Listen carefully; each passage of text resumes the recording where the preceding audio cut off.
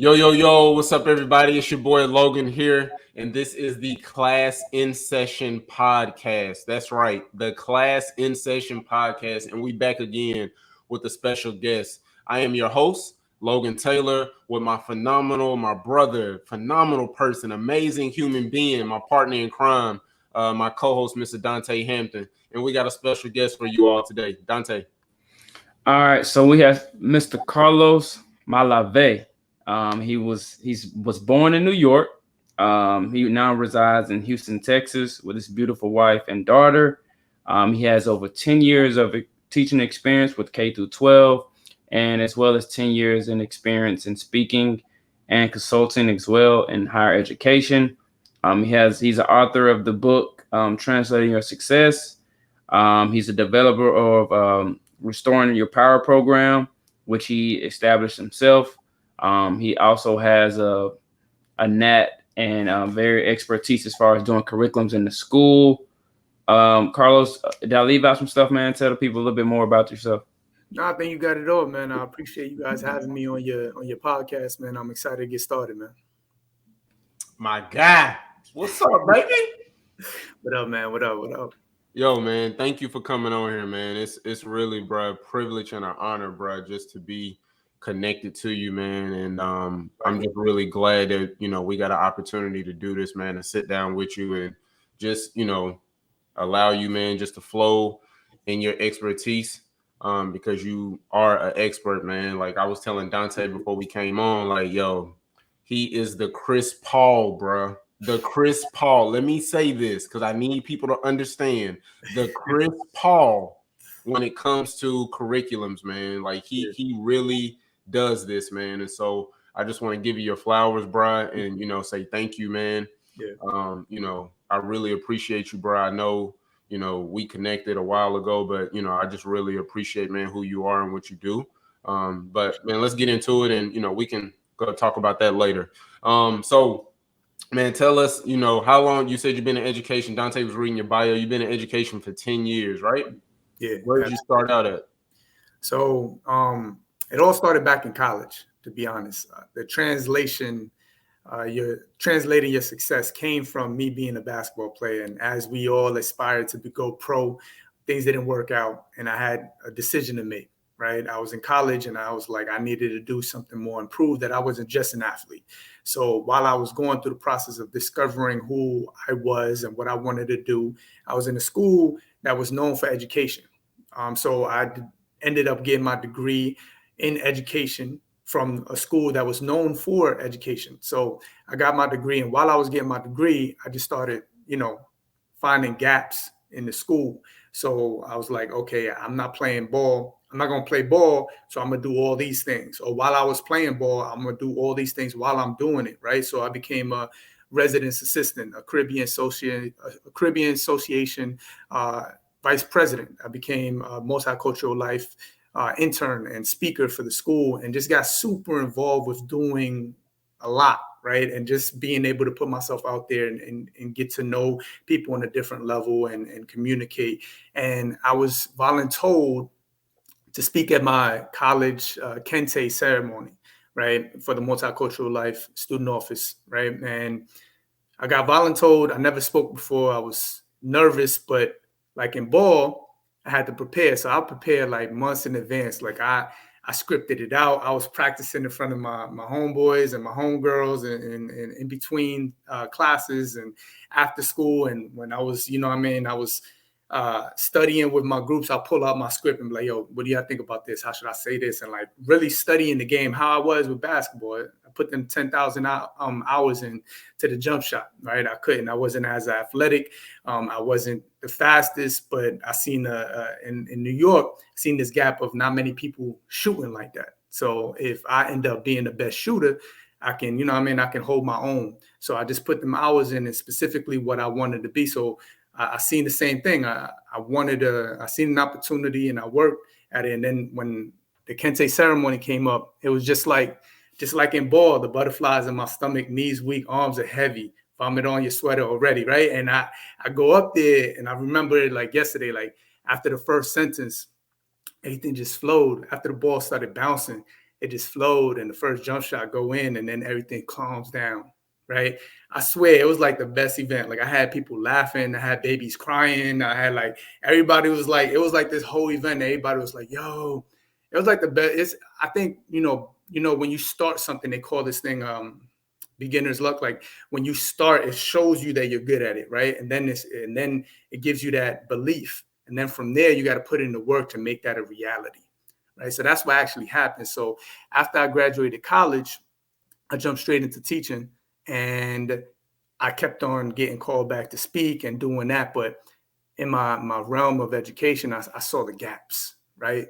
Being in education, I saw like the things that weren't provided for people in the communities that I grew up in and where I was from, right? And that's where it all started. We're developing my own curriculum, offering more services. It was deeper than, just trying to make money from it. I really saw gaps in the areas that I was in. And I developed this responsibility of like having to fill those gaps and wanting to support a service that wasn't given. Like I remember the only reason I became who I was, because one, my father, he went through his trials and tribulations. He was a functional alcoholic. He had his trauma unmet. But the best thing my father ever did was he allowed other men to enter my life. He didn't let that ego and that pride get in the way of other men entering my life and supporting to raise me. So Coach Powell and Coach Rob, two strong Black men in my community that they will go to the hood, get the respect, and then go to the schools and suit and tie and get the same respect. I was like, oh, you could do that.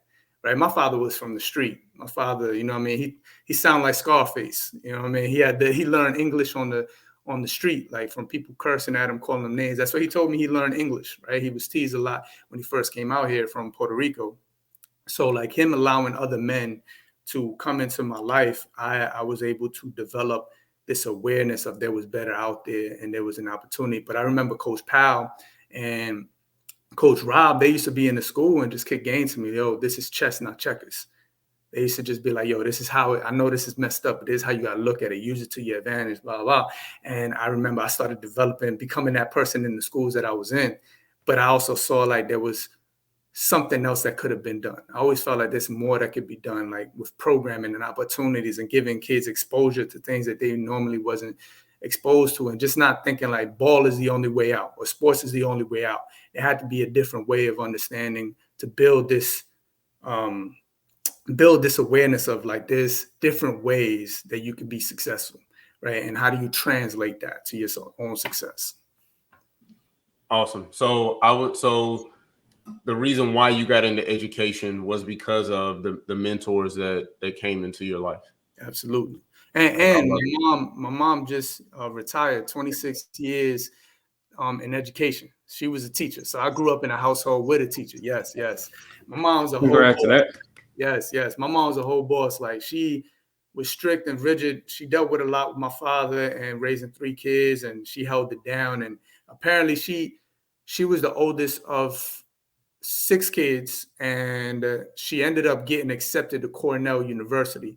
I didn't learn this till recently, a couple years ago, and she didn't go to support her sisters and brothers, and she ended up getting all her sisters and brothers to college, and even one of them went to Oxford, all because of her experience. And her parents, my grandparents, they didn't speak English, wasn't involved. They were just like old school, like get the kids to school and whatever the teacher says goes, right? Where my mom kind of opened this gate of education and understanding, like that's where it all started. My mom with education and giving back. But I didn't even know she denied going to Cornell. My whole life could have been different if she ended up going to Cornell, but she ended up giving back to her siblings and offering them a different lifestyle, through those experiences. So that's where it really happened. Now my mom retired. She just booked tickets to Italy, and I've been trying to get her to move with me for years, but she like, yo, I'm living my second life. So, you know what I mean?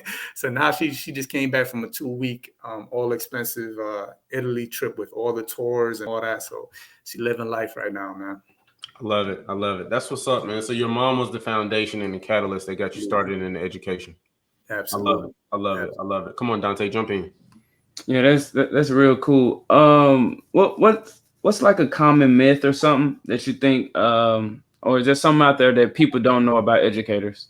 What is something out there that you think people would not know, being that you with your experience in education? That's a great question. Now, along with being an educator for 10 plus years, I coach teachers and consult schools to help them understand a way of being able to align everything. And that's the biggest thing. Teachers are taught to be actors, right? And the way education is going now, a lot of people are getting hired straight out of college. So they don't have the experience and the maturity to, don't get me wrong, there are certain people that go through certain life experiences sooner. So that is possible, but the majority don't. And you're jumping out of college and you're jumping into a space where you're trying to perform this idea of someone that you're not yet. And I think when I tell people about education, is about finding that alignment with your life. To be honest, you got to walk the walk, right? We're taught to talk the talk, but you don't walk the walk until you're in the trenches and you in front of a kid going through something. How do you react to that thing? Oh, it's not personal. That kid cursing me out, he upset, he twice my size. It ain't personal. I'm the adult. My tone stays here. He could go all the way up there, but my tone stays here because I remain the adult and I can see through him. It ain't about me. It's about giving this kid an opportunity and the space to understand, hey, we could talk about what's really bothering you. Who did that thing to you? Who hurt you? Who bothered you so that you react like this to me? Because this ain't had nothing to do with me.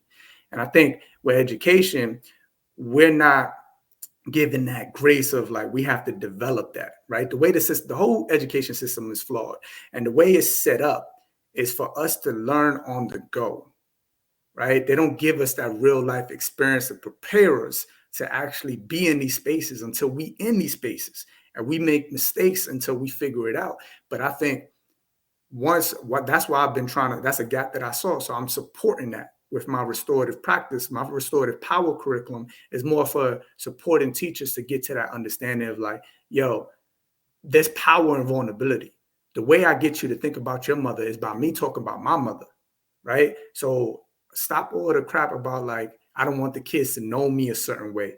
No, they're going to see you, right? They're going to smell the fake. They're going to see the act from a mile away. So you might as well take control of that and just own it. Like, this is what I've been through. This is who I am. And when I'm in these spaces, I see you too, right? It don't have to be the same experiences, but building that empathy piece. And it comes from being vulnerable and addressing the things in your life. A lot of these people that come into education, they haven't addressed that cousin, that family member, that friend face to face and had those tough conversations. And then they're told to have these tough conversations with these kids in the moment of going through it without the maturity of even getting through teenage years.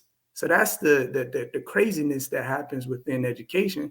But that's the gap that I saw. And I come in and when I coach, I talk about that piece. It's like, who you not talking to? Who are you running away from? Because if you're running away from him and you're in these spaces, it's going to connect. Like, you won't keep running away from these issues on this campus. So go talk to your mom about that thing you need to talk about. Go talk to that father you ain't talked to, right? Go talk to that friend that you need to say that thing to, right? Because if you don't do that when you come in this space, it's going to show in a way of how things are dealt with on campus with students. That's good. Logan, I don't think we heard that before. So for people out there, the vulnerability piece, I think that's vital. I think that's a perception that a lot of people wouldn't know, that teachers have to be vulnerable. I love that walk the walk, seeing them, making sure they see past just your face. That's really, that's some deep stuff there. And I just know that from coaching high school basketball. If you're not there, if you're not authentic, a kid won't do anything for you anyway. Exactly. So I really like that. But Lo, you got something to add to that? No, I'm listening, man. I just like, I'm just taking it all in, and what, he's saying and what you're saying. I just love everything and what he said. Like, you have to address those issues and those problems, right? Like, if you don't face it, you become it. Mm-hmm. And a lot of times what happens is that when you're in the education space, or just being a human being, just in life, sometimes we want to mask our pain and act like, hey, I'm this way, you know, I'm not dealing with this. I've overcame this and certain things. And it's like, no, it's okay for you to be vulnerable because you're helping someone else in your vulnerability, right? And so when, you know, you get some educators like you, there's been stories, you know, in the past where you've seen educators fighting students and saying certain things to students and things of that nature. Why? Because that was a trigger for them. It was a trigger for them. They didn't go through the process that they needed to go through so that way they can help that student. Exactly. And so I think once, you know, we can learn to face the internal things that we're dealing with and become more self-aware, right? Become more self-aware of who we are and the job that we're doing, then I think, okay, now we can start to help these scholars. And like you said, Carlos, like, yeah, a kid is hollering at me, but my voice isn't elevating at all. So eventually, what does he have to do? He has to come down and meet me at that level. And the thing is, it's like, it's unfortunate, but it's certain life experiences. Unfortunately, I was doing that with my father since I was 13. Like I had to learn how to calm my father down, right? Like my dad will go through these. He had a lot of unmet trauma that he grew up with, abused. Father died when he was 4 years old. Had a bunch of brothers and siblings that tried to discipline him. Going to school with holes in his shirt, sneakers that didn't fit, right? So he had to deal with a lot of unmet. He just worked his ass off, you know what I mean, and got to a place of construction for 35 plus years and met a woman that's college educated and, you know what I mean, married her and had kids and did what he had to do, but he never really addressed what was really bothering him. So like when I was growing up in it, I used to, and this is what my first chapter is about in my book, Translating Your Success.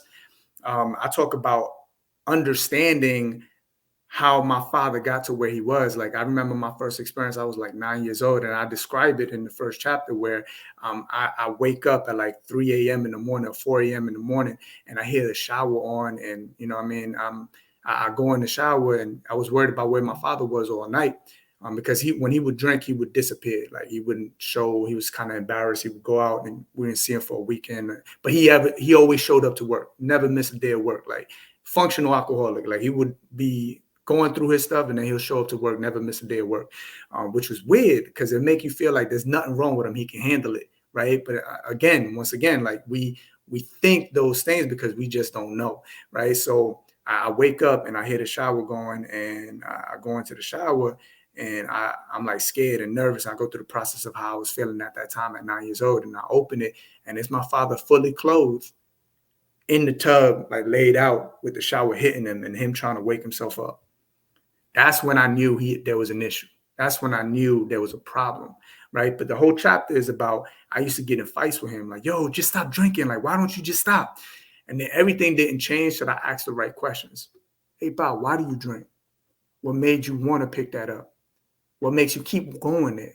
And when I was able to have those conversations with him, I learned all the trauma that was behind it. I started to understand and process how he got there. And then it became, what do I have to do to not be in that same situation with my lifestyle, right? I don't want to have a controlled substance be able to change my mood because I can't control how to make myself go from sad, anxious to like happy and, you know what I mean, grounded, right? I wanted to be able to develop it by myself, but it was from my experience with my father. So it's crazy. I wouldn't push the things that I saw on anybody else, but it's like certain experiences, you got to bring that into education. Like I brought that in. So like when I'm talking about the tone, like I remember my dad all riled up on the street. My dad used to show up to my high school parties drunk. Like I went through it. So like I used to have to learn how to calm him down in public. So like when I see a kid, like, you know what I mean, and going through it, I see my father. It's deeper for me, right? I see my father, like, what if he had somebody when he was younger to like check him like Coach Powell did me? What if he had someone to just be like, yo, I see you, ain't nothing wrong with you, right? For him to start developing the process of like understanding who he truly was and how to get to a healthier place. I see that when I'm in those moments, right? And that's why like I can name Sam was my student. Mom is split an image of my father. Football player, like twice my size, and people couldn't control him. And dude would get upset and flip tables over. And I would come to him, and everybody would be, yo, how you do that? Because I was there before. I didn't seen it before. It wasn't out of the ordinary. And I knew what had to be done in those moments, right? So that type of experience, if you're in the education space, you got to prep for that. And the way you prep for that is by dealing with things in your life. And if you're not in those situations in life, then you got to put yourself in the shoes of the students you're dealing with and get to know them on a deeper level, right? And how do you do that? Through your vulnerability. Heavy, real heavy, real heavy. Listeners out there, make sure y'all paying attention, man. He's dropping some deep level mental in the mental capacity. I don't think we had nobody on the show yet that's really talked about the social and emotional learning piece, and that's what he's really tapping into right now. I got a hot seat question for you since we on the talking about the education space and we're talking about the classroom with teachers and vulnerability. Is there a number you think that educators can make that's okay? Or is that a value that you can put on an educator right now with the way like salary? Yep, with the way educator burnout is and people leaving. Yeah, I think about this all the time, man. Honestly, I give educators the advice I give educators is like what I've been able to do: see the gaps in your area and try to fill them, and then create something through being a teacher. Right? I've created several businesses from being in the education space, and I've been able to do well for myself. So I continue to be in the education space because I'm more than just a teacher. Right? I've developed things that way. So, but to give a number, like I said, the education system has been flawed for years. Look at how it was developed for factory workers, right? Like I was speaking at an event in New Visions Charter School in the Bronx. And I've been consulting the school for years. They implemented my curriculum. I was doing a lot of work with them. And they brought in Chris Endem. I don't know if you know the hip hop teacher, educator, Dr. Chris Endem. He's well known. He wrote several books, and he came and spoke before me. So I had the honor of speaking on the same stage as him, right? So he spoke before me, and he got invited to this school in California, and it was a wealthy school. They had a lot of money. They pulled the red carpet out for him. They told him, hey, we implemented your book on our campus. We would love you to come and see how it is, how it works, and if anything you can add. So he was like, oh, that's dope. So he went over there, and they pulled the red carpet out, first class ticket, picked him up from the airport, and went into the school. And he said they had the pearly white gates opened up. It was like its own, thing. It was a private school, right, for wealthy kids. And he went in there, and he was like, it was crazy because it was like kids were running in the hallways, and he went into this classroom, but there was this kid in the hallway. He said he ran into him, and he didn't even say excuse me. And the street came out. It was like, yo, what? Like what?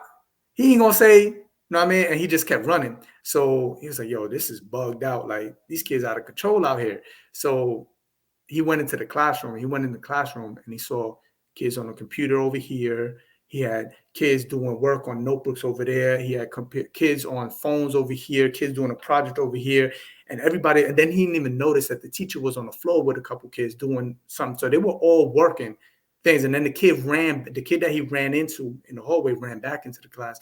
He was like, oh, the teacher wasn't there to get the answer that I needed for my business idea. And he was like, whoa. And he started looking. He was like, this is a high school class. He was like, look at how they're learning. They're not doing anything they're doing in the public school. These kids are learning how to be entrepreneurs, business owners. They don't have to follow the rules because they make the rules. Meanwhile, we go back into our systems that we grew up in, sit at a desk, follow the rules. The boards, the classrooms look the same.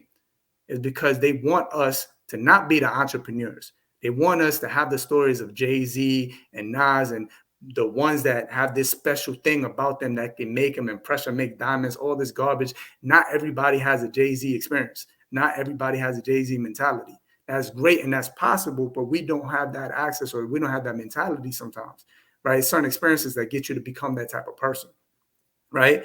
And that's the thing with education. We're competing on these standardized tests and sitting down and doing these rules that the kids that are going to be the business owners don't even do. And that's the problem with education. It's different in many different spaces, right? It's not the same. It's not consistent. So if they really want to fix the problem, pay teachers like doctors, pay teachers $100K a year and watch the best of the best come out the hood, come back to the hood and teach their kids with passion because they really care, because they've been there and they can see themselves in the kids and the kids can see themselves in them. And it'll change everything. But they don't want to fix that, because if they fix that, a lot of people lose money. A lot of people lose a lot of opportunities that were created through the dysfunction of education. It's set up like that for a reason, right? So that's the biggest gap.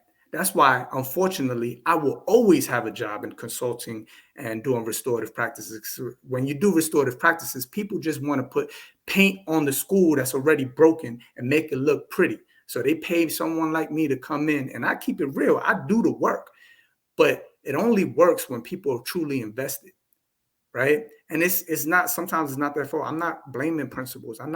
There's always someone on top telling them you can't do that, or putting pressure on them and evaluating them and giving them assessments on their performances because they're not doing. But you can't do these grades if you don't get the social emotional learning piece. You can't get these test scores if you don't build the whole child properly, right? So to answer that question, I know it's a long spiel, but to answer that question, you pay teachers like doctors and you get the best of the best to come back to fix the issue. Then these environments will look different, because if you do that, that means the schools in the hood won't look like the hood no more. And then the hood won't be the hood no more. And if the hood ain't the hood no more, then that'll change a lot of things in the business world.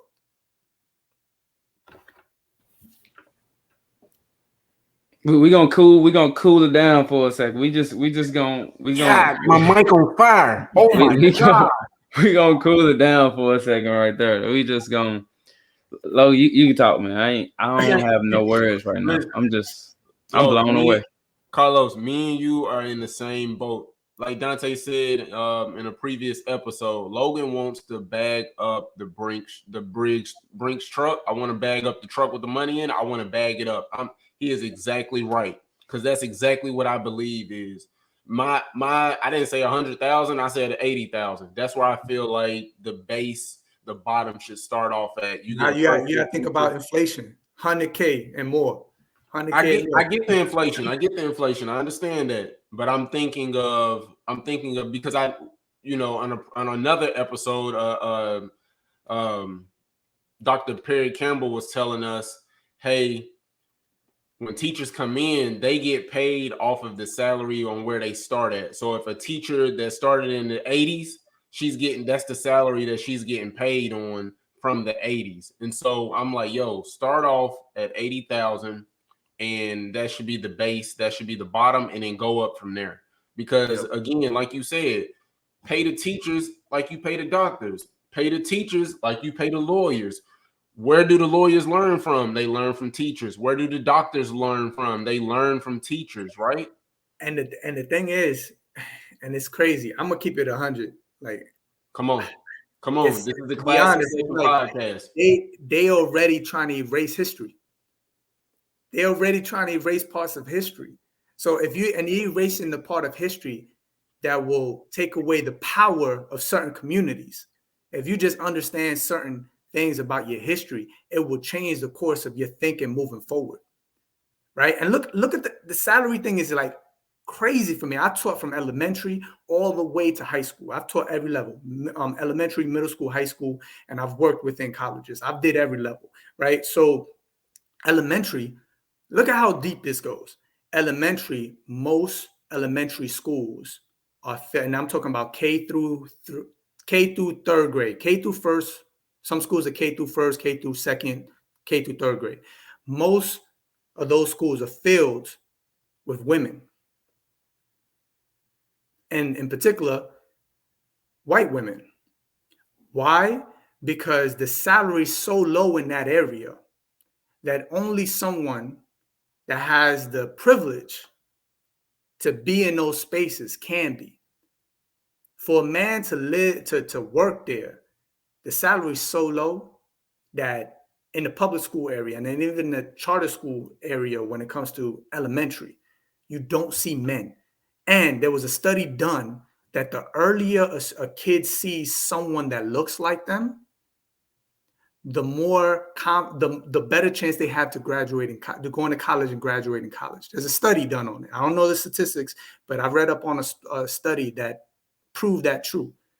And most kids aren't seeing not only the people of the same race or cultural background, they're not even seeing the same gender soon enough. When do they see males? When they get older, to get more because the school needs to control them now, to scare them. What are men in these spaces to do the discipline?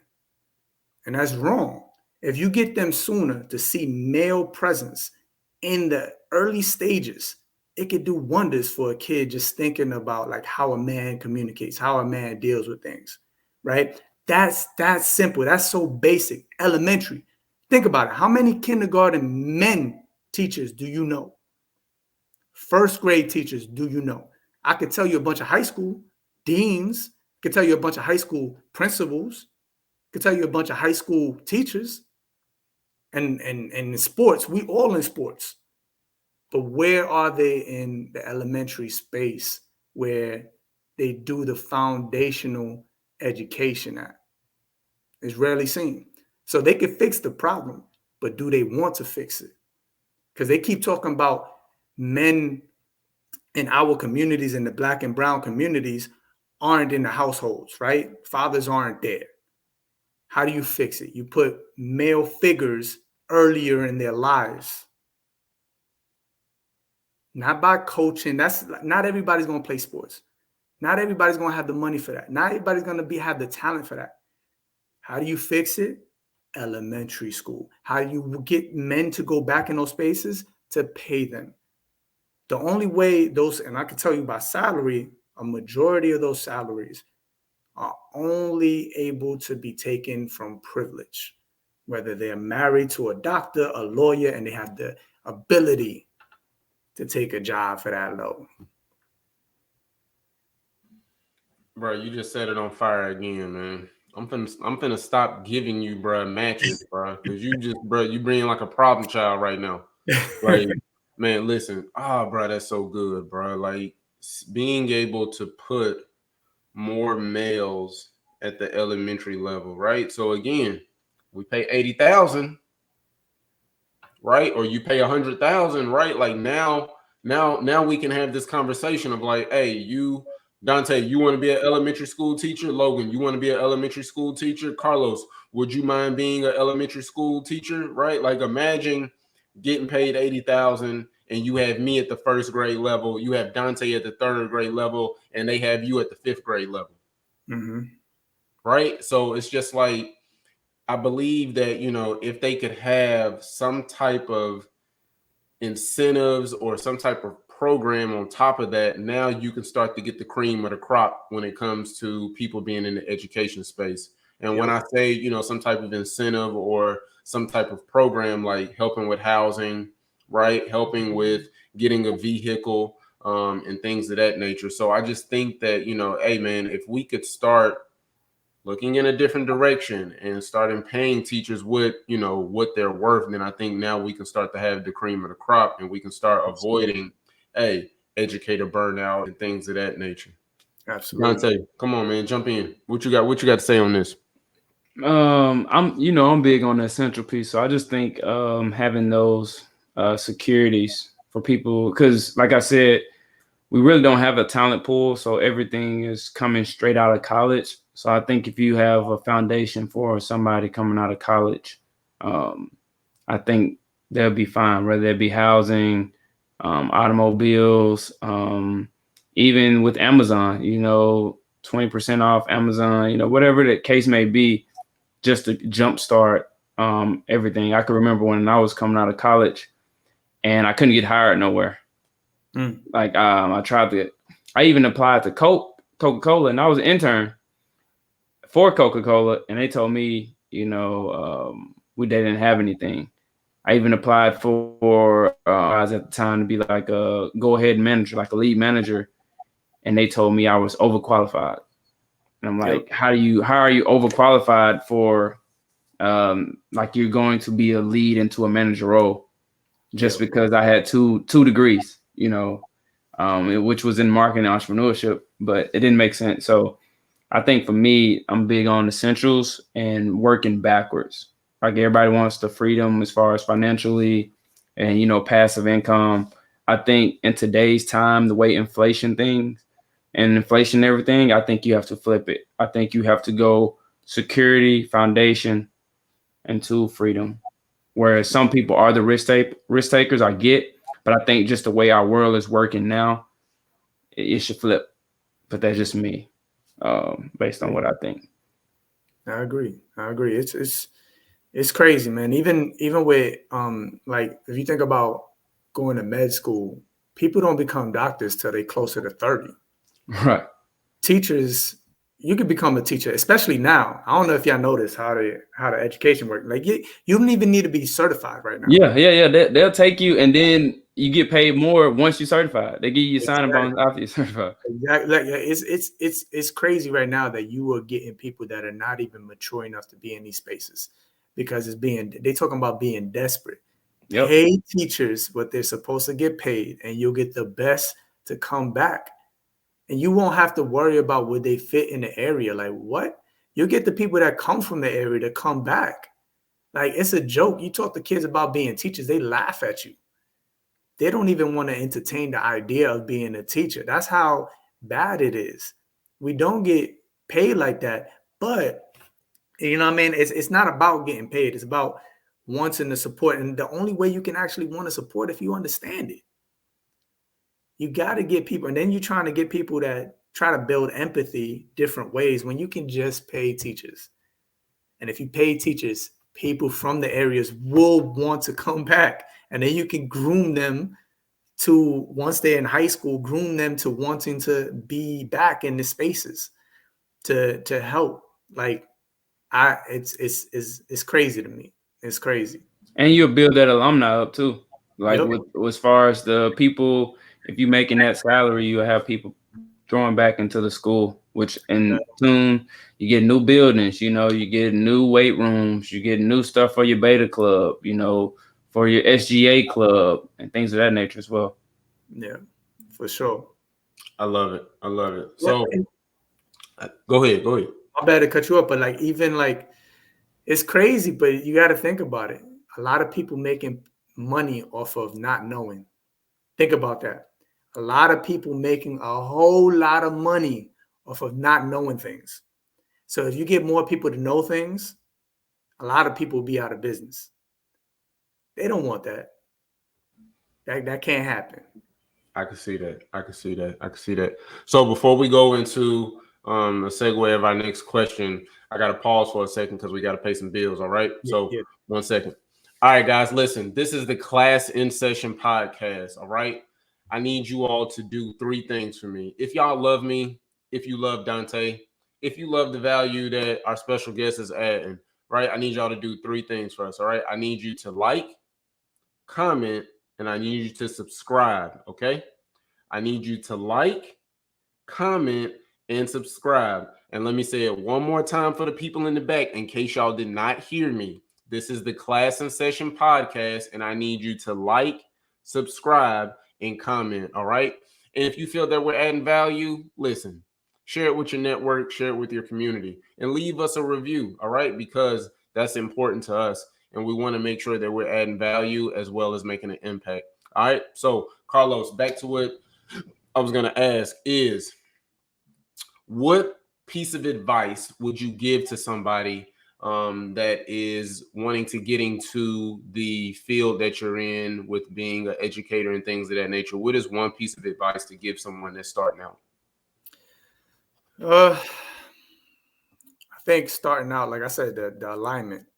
Try to, and I on a bigger scale, like just the alignment of your life and your career in any field will build more happiness, more joy.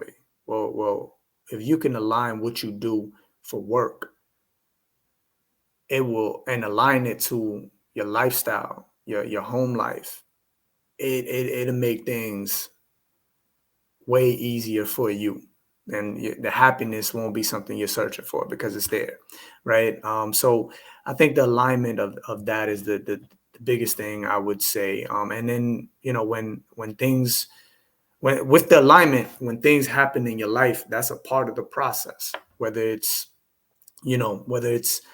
family stuff, friend stuff, things that happen, trauma, finding a way to work through that, right, is a part of that alignment, and bringing that to you, to your work, right?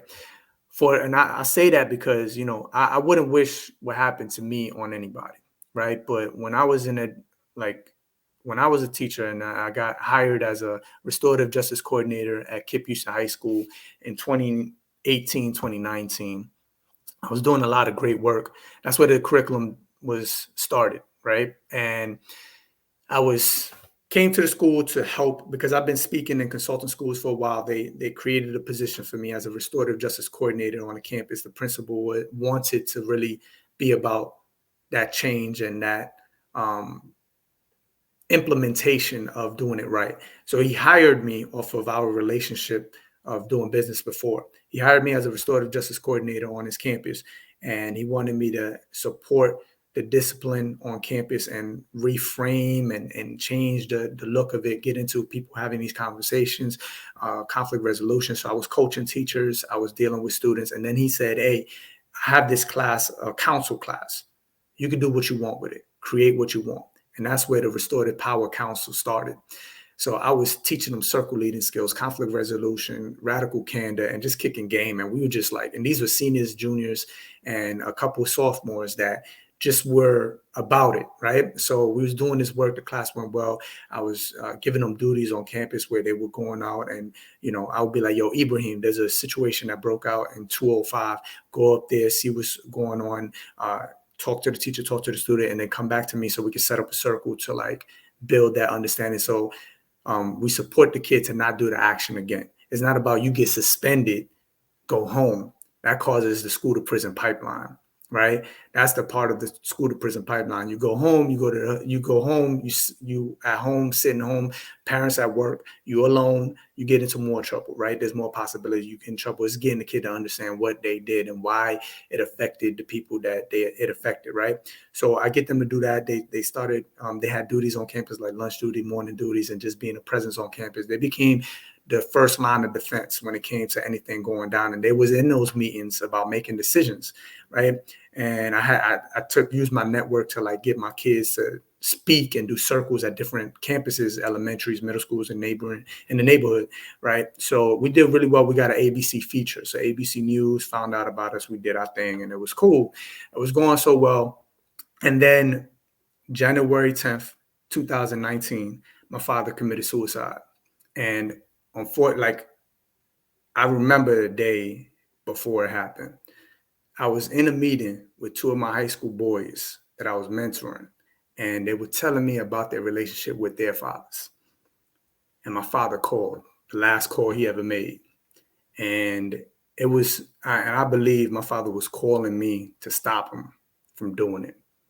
And I was talking to the boys about, how I was able to bridge that gap with my father and ask the right questions and, offer that forgiveness and have that relationship building with them. And we were crying and we were having that talk. I missed this call, and I kept calling him back. He didn't pick up. He left a message, and he made the decision.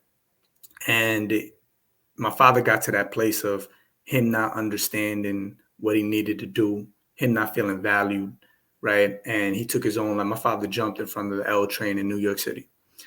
And very traumatic situation. Had to go identify the body. That's how bad it was, right? And I went through it, and everything just hit different. And I was the son that, I would calm things down. So I went there, and I'm trying to make sure everybody good.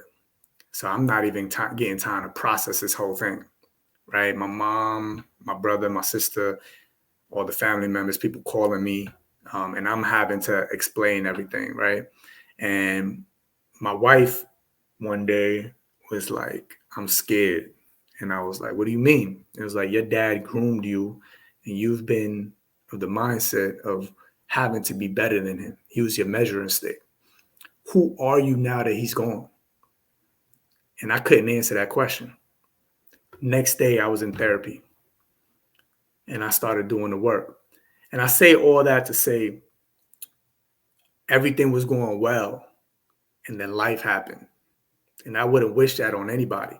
But then I took my work to save my life. I started doing what I was preaching to these kids and working with these kids to actually save my life and sit there. I used to be this motivational speaker to be like, yo, you got to get out of bed. You can't be lazy, blah, blah. You know, I follow Eric Thomas, Les Brown, and all them guys that spoke like that, but I never really had something to make me not want to get out of bed.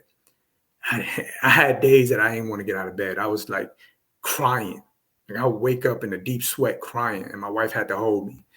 Like I had moments where I didn't know who I was and I wanted to give up myself. I never felt that before. So I used that to build empathy.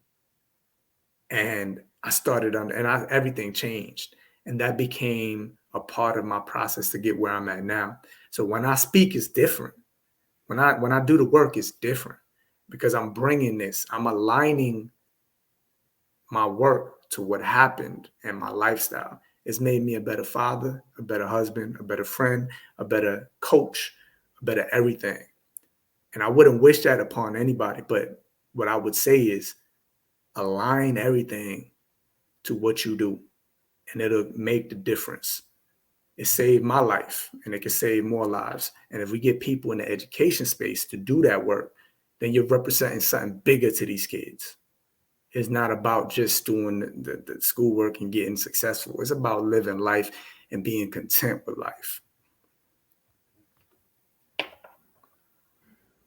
Whew.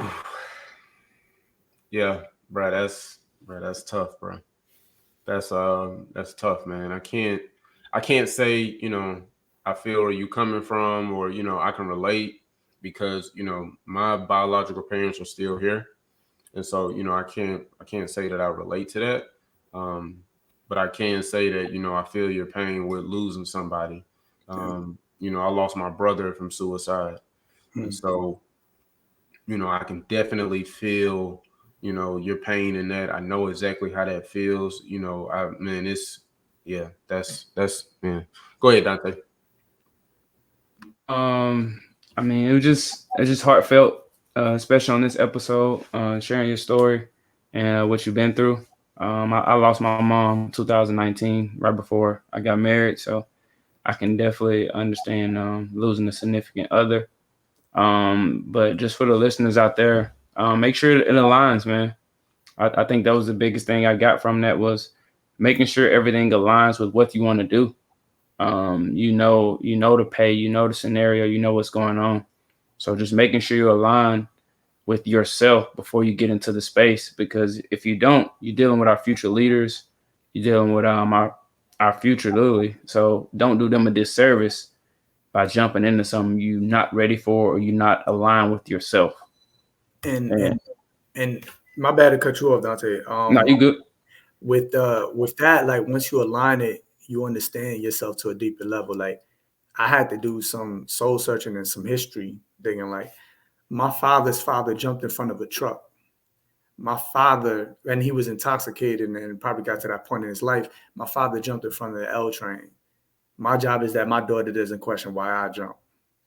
It's a ripple effect. And if I look down my line of like history and my ancestors, I could see some alignment there. Men going through stuff and not ever given the time to process and deal with it and cope and getting the support.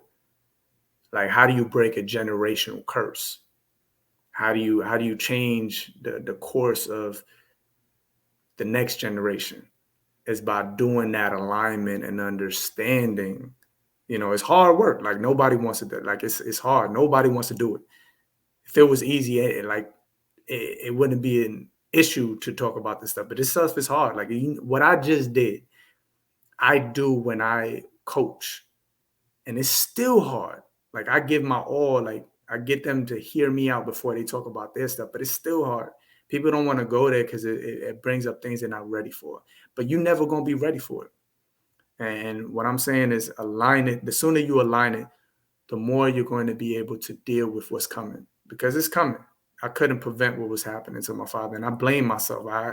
For years, I was like, if I just picked up the phone, just think about that. If I just picked up the phone and I convinced him not to do it, but I had to accept that he was going to end up doing it because he wasn't doing the work of getting like the support that he needed. And then being my father, he didn't want to put the burden on me after, I was that child that was always there to see that. He saw me start my life and all that. So the whole situation was a lot. But all that to say is the sooner you start aligning, the sooner you'll be well equipped to deal with whatever hardship is coming, because it's coming. And it's unfortunate, but it's coming. And we got to start aligning our lifestyles to what we do so that we're better suited to deal with those things. And then people are watching us. Our kids are watching us. Our students are watching us. And if they're watching us, what are they going to see in those moments? Are you ready for that? I love that. That's good, man. That's good. That's good. Whew. Yo, this was different, man. This was different, bro. This was completely different than what we usually do on the podcast, man. Like just being in alignment, bro, being vulnerable, the power and vulnerability, being in alignment, us talking about the financial piece of education and things of that nature. Like, oh man, that was good, bro. So we probably have two more questions. Yeah. So let me ask you this: with being an educator, and you're a decade in now, so I know you've seen the good, the bad, the ugly, like all of that, right? How have you been able to, one, avoid educator burnout, right? Two, how have you been able to balance that work-life balance with being an educator for a decade now? It's been tough. I'll be lying to you to say like it was easy to do. It was a good balance. I think with creating my alignment, there was a lot of work. There was a lot of unlearning I had to do to get where I'm at today. That whole work hard and be there earlier than like this is one thing I had to learn. I learned this from my wife. My wife is in education too. She has a business background and she got into education. And then she's getting back into the business world. But my wife has been a gem. Like behind every strong man, there's a great woman, right? My wife in education, she's from Trinidad and Tobago, so she's Caribbean life, right? She moved out here when she was 18. She was a grown woman when she came out here, so she's Caribbean, and the lifestyle is different. Like it's like it's calmer, it's more relaxed, it's not as fast paced. It's not like get up, go, go, go, go, go. It's more like, what do you do when you get there? Let me say that again. What are you doing when you get there? A lot of people show up early and they just walking fast, but they're not going nowhere. They just looking busy. Are you looking busy or are you really busy? What are you doing when you get there? A lot of people like to get there early and complain that they there early, they're the last one to leave. But what are you doing when you're there? A lot of people wasting time. Like during breaks, my wife said, "It's like, listen, I'm never gonna come early, but the moment I'm on the clock, I show my value. Like on my breaks, when we get breaks, I'm doing my lesson plans. When we get breaks, I'm building the work that I need to do for these kids. I'm collaborating with these kids. I'm collaborating with these teachers. I'm on the clock. A lot of people, when they get break, they go on break. What are you doing? You think it's a break, and then you complaining why people telling you to stay later because you ain't finished your work. What are you doing when you there? So for me, I had to unlearn to show up because I was a gym rat. I'm like, dude, like high school, like once again, I played against NBA players. Like I played against Tobias Harris, Danny Green. I played against people that made it. And in my neighborhood, I was playing with dudes that could have went to the league but couldn't get out of 10th grade. Like 6'5", could shoot, handle, point guard, and can dunk on you, like all of that, but couldn't get out of 10th grade. And I was around that. So it was nothing given to me. Like I didn't play varsity till 11th grade because I couldn't.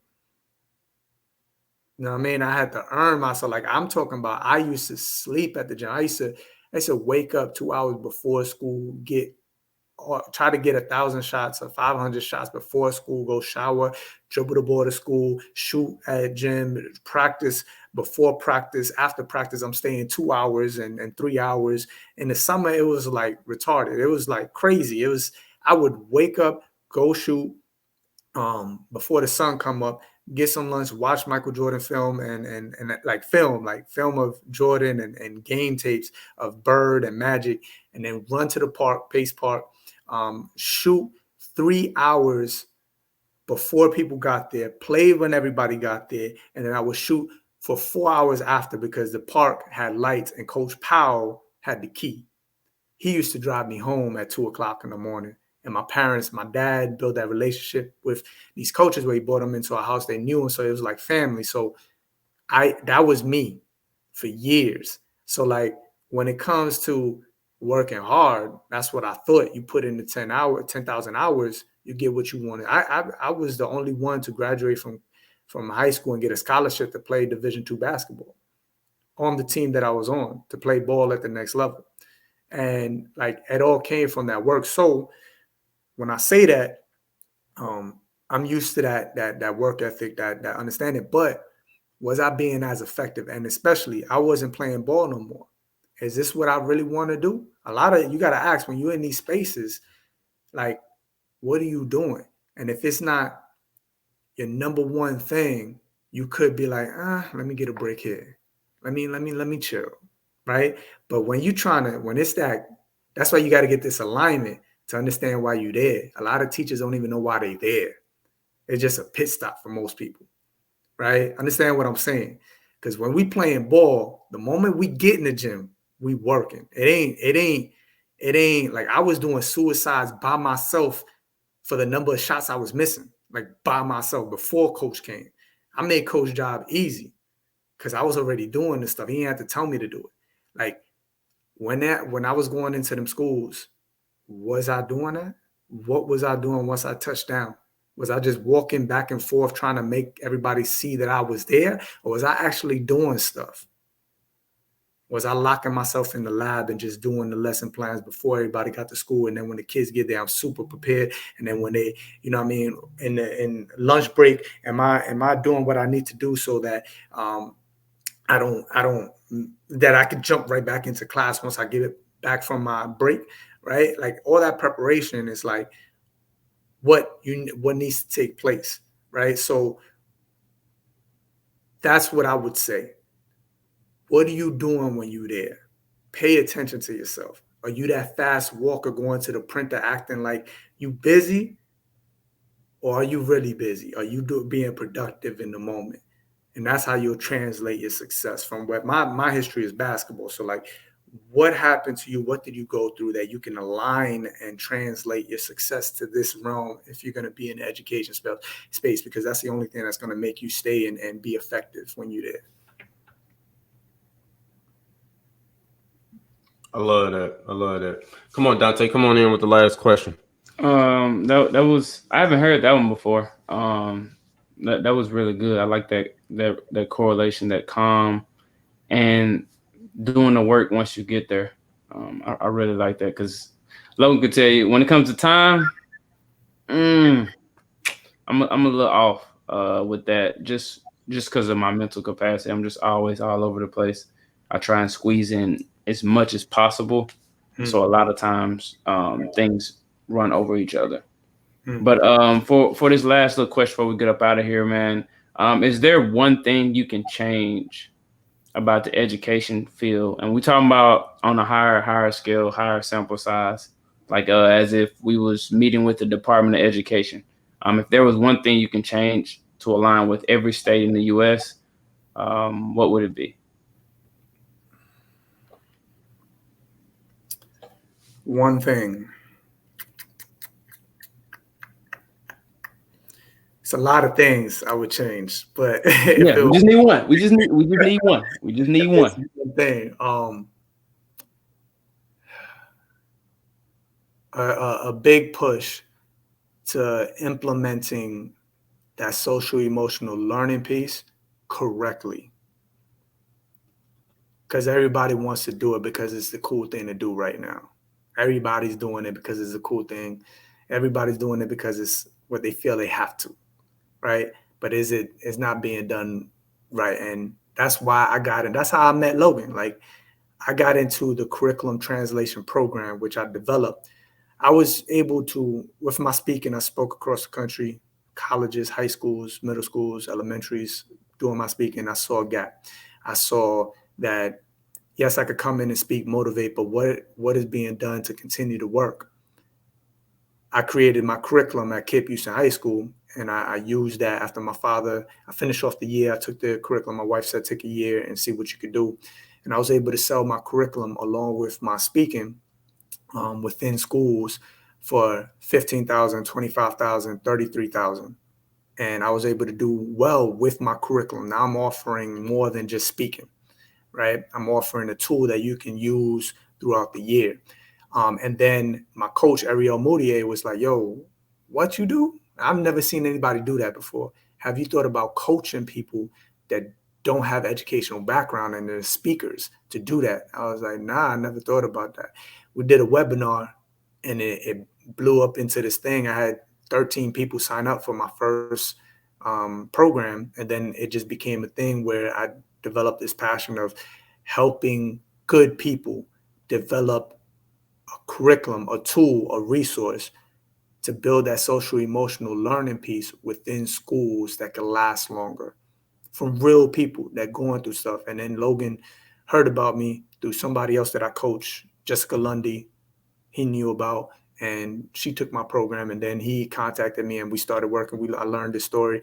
And what I like to do when I meet my clients, I like to have that first conversation and see where they at and if they're about it. And I knew immediately once I met Logan over the phone, like he was that person that we need within schools to, like, on a longer basis, not just come and speak. It's about developing that. So that's my push. I once again, I found another gap and I'm just filling it.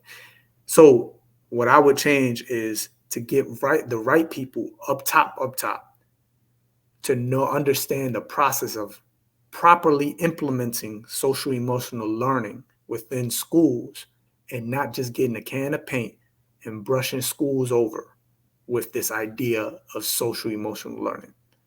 Actually knowing how to break the foundation and rebuild it properly so that you get what needs to be done within these schools to build a whole child and not just have them go through the system. And then, once again, like my father was the product of the school to prison pipeline. My first year of college, it runs deep. The alignment is so deep. Like when I do restorative practices, my father was at Rikers Island my first 2 years of college. I was getting calls from the penitentiary, and it's not just prison, Rikers. Like my father was calling me from Rikers. Like, do you accept the call? Like that was my first couple years of college. And I was still walking around like I was, I have the privilege. I'm very aware. I have the privilege to look how I look. I would never know what it feels like to be you guys walking the streets, right? I've been around it. I see what happens, right? But I do not know what it is to live your life, right? But I had to walk, and I had that privilege of being a male as well. Nobody would ever assume I am the way I am and the experiences that I had unless I open my mouth. Some people aren't granted that privilege because they're judged the moment they walk. You guys have probably been, you guys can tell me stories upon stories of like experiences where you were just positioned in a place that you don't even know how you got there off of just walking outside. And that that right there needs to be talked about with the social emotional learning piece. That's the awareness. You need to get the right people to have these conversations with these kids to like understand things that are life like saving, like literally life. The social emotional learning piece can save lives on a different, just building awareness of what you need to do as a Black man in this world, right? Like I can't do that. So if I could help other people develop tools and resources to implement that in the schools, then yes, I'm for that. So getting the right people to build the social emotional learning piece within schools the right way is the one thing I would change. I like that. I like that. I like that, Lo. I ain't gonna lie to you. I like that one. So just for the listeners out there, he's really big on the ESL and pushing emotion and social learning, and he's saying it from the higher ups aspect. So for all our listeners out there on the podcast, wherever you listen at, if you don't know much about emotion and social learning, it's popping up everywhere.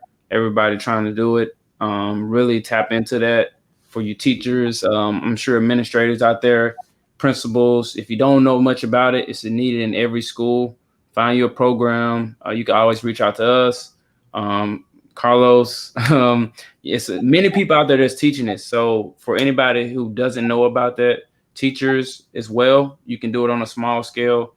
Please tap into that. It's very, very, very valuable out here. You got some low? Yep. Hey, Carlos, before we get out of here, man, I want to do two things. First, I want to give you your flowers. So I do this with every educator on our app that comes on. I want to give them their flowers, man, and say thank you. Not just for, not even, this ain't even about me. This is about the lives that you've impacted over your decade of being in education, right? And so I want to give you your flowers, man, and I want to say thank you. I want to say thank you for getting in alignment. I want to say thank you for doing the work. I want to say thank you for taking our babies, bruh, and grooming them and helping them see and identify the greatness inside of them. So I want to say thank you for that. And most importantly, man, I want to say thank you for taking the call, bruh. Yeah, It's not absolutely. many people, bruh, that's passionate about being teachers, bruh. So I mean, you know how I rock, bro. I'm always in your corner. I'm always rooting you on. I'm always telling you like, yo, bro, like I'm so proud of you and everything. I mean, you when we had that call, you know, I ain't even know, dude, and I'm like, bro, I'm so proud of you, right? Like, I Yeah, just want to give you your flowers, man, because I know as an educator, you all don't hear thank you enough.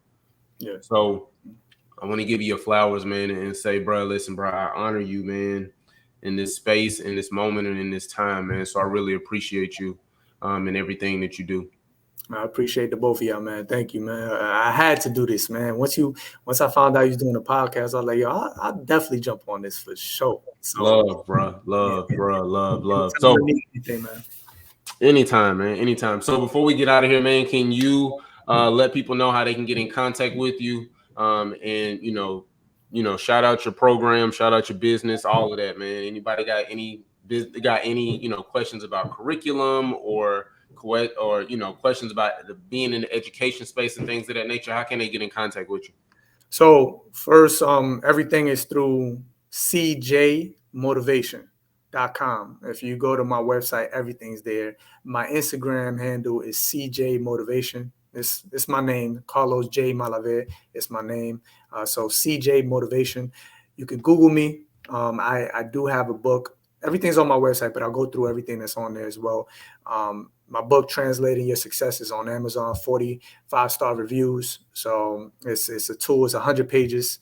I hated to read growing up, so I developed a tool that every chapter is 3 to 4 pages long. At the end of each chapter is questions for you to reflect your own stuff. So there's journaling in it. So it's a tool that can be used within schools. It has been within schools. I'm very proud of it. I wrote it in 2017. So that my Instagram is CJ Motivation. I post daily about things that I'm doing or things that I've discovered and have these conversations and give the platform to people that I work with to like express what they've been able to achieve and do in this space of education and consulting. I also speak within colleges and in high schools and middle schools. My email address would be the easiest way to contact me if you don't have Instagram, or my website would be Carlos J. Malave at cjmalave.com.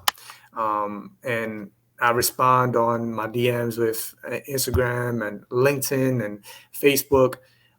Just look my name up, Carlos J. Malave, and put the J in there. That's why I used to hate quick story about my father. My father loved the name Junior, and he wanted to put it in my name somehow. But I asked, and I used to hate, like, why Junior in the middle of my name? I have the same name as my father, Carlos Malave. And my father's middle name he hated, Carlos Ruben Malave.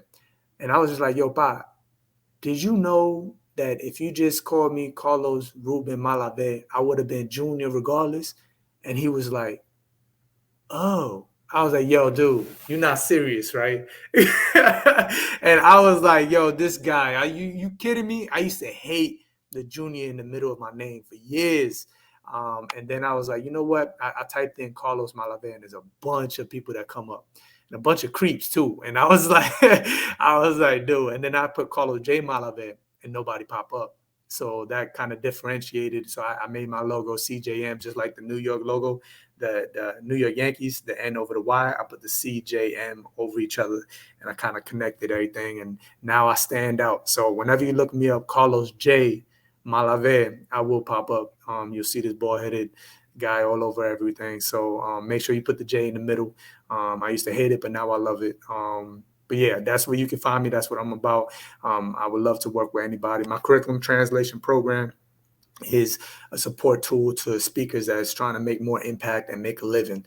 I've gotten clients. I've sold from 25 to 33,000 for my curriculum, but my clients surpassed me, and I'm super happy for them. Like, I have a client, Natasha Shabazz, who sold her curriculum for 60,000.